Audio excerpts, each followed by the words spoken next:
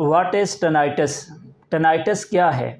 हमारी सोसाइटी में कुछ लोग ऐसे हैं जिनके कानों में मुख्तलिफ़ तरह की आवाज़ें आती हैं। कभी कभार घंटी की बजने जैसी आवाज़ें होती हैं, कभी कभी बादलों के गरजने जैसी आवाज़ें आती हैं, बाज़ औक़ात परिंदों के चहचहाने जैसी आवाज़ें, बाज़ औक़ात टिक टिक की आवाज़ें होती हैं, साईं साईं की आवाज़ें होती हैं, बादलों के गरजने जैसी, हवा की लहरों जैसी, समुंदर के पानी जैसी। इस टाइप की जो आवाज़ें उन्हें मुख्तलिफ़ फ्रीक्वेंसी पे सुनाई देती हैं, वो टनाइटस होता है।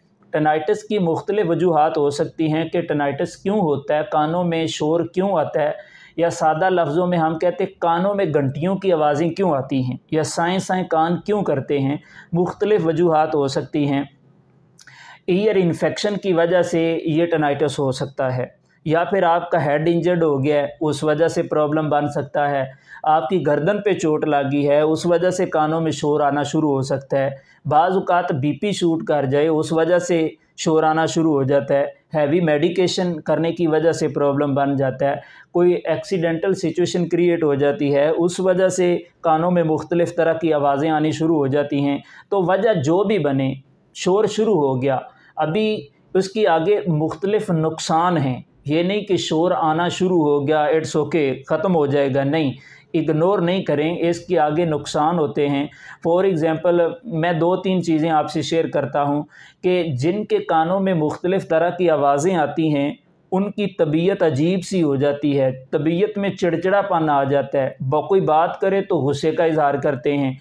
यहाँ तक कि ऐसे मैंने लोग देखे हैं जिनको मैंने ट्रीट भी किया है, देखा भी है, फेस किया है कि वो अपने बिज़नेस के अंदर हीरो थे, लेकिन ये टनाइटस क्रिएट होने के बाद या वो अपने बिज़नेस से कट ऑफ हो गए हैं या फिर बिज़नेस ज़ीरो पे आ गए।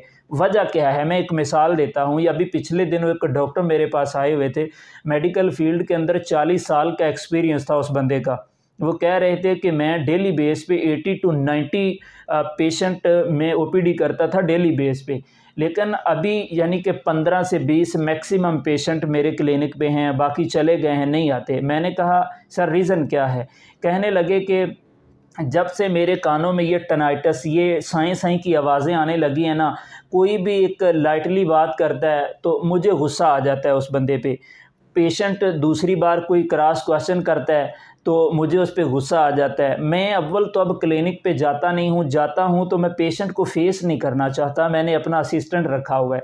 तो प्रॉब्लम क्या है कि ये तबीयत के अंदर अजीब सी सिचुएशन पैदा हो जाती है, शोर की वजह से ना नींद आती है, ठीक है, गुस्सा आता है, चिड़चिड़ापन आ जाता है। तो मुख्तलिफ़ और भी इसके नुकसान हैं, जिनमें से एक ये है कि कानों के अंदर शोर आए तो आहिस्ता आहिस्ता फिर बंदा ऊंचा भी सुनना शुरू कर देता है, हेयरिंग लॉस बढ़ जाता है।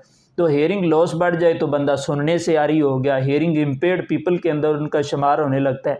तो बहरहाल सुनने का प्रॉब्लम हो या फिर कानों में शोर हो, इग्नोर नहीं करें, अपने इलाके के किसी करीब ऑडियोलॉजिस्ट से कांटेक्ट करें, अपना बेसिक जो एक उसका डायग्नोज करवाएं, उसे टेस्ट करवाएं, उनके पता चले, फिर अकॉर्डिंग टू टेस्ट रिपोर्ट आगे उसका ट्रीटमेंट लें।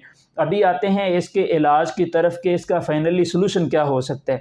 सलूशन के अंदर देखें तो मेडिकल फील्ड के अंदर ईएनटी स्पेशलिस्ट या ऑडियोलॉजिस्ट कहते हैं कि ये कोई बीमारी नहीं है, ये कैफियत है, कभी कम हो जाता है, कभी ज़्यादा हो जाता है, कभी शुरू हो जाता है, कभी ख़त्म हो जाता है।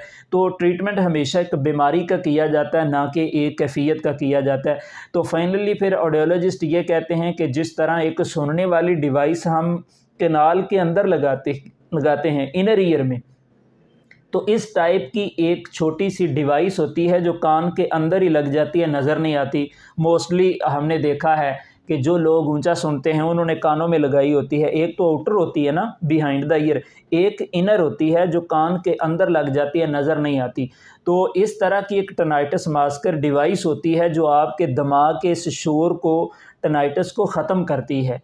तो किसी को भी इस तरह का प्रॉब्लम हो, आप हमारे क्लिनिक पे आ सकते हैं। ये कसूर स्टील बाग डीएचके हॉस्पिटल के बिल्कुल साथ Al Sharif plaza, first floor, office number 5, वहाँ विज़िट कर सकते हैं। या फिर फेसबुक पे हमारा कसूर हेयरिंग सेंटर के नाम से पेज है, वहाँ पे आप कंसल्ट कर सकते हैं।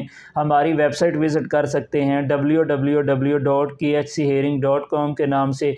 आप कॉल करके ऑनलाइन अपनी अपॉइंटमेंट लें। उसी तरह भी आप सजेस्ट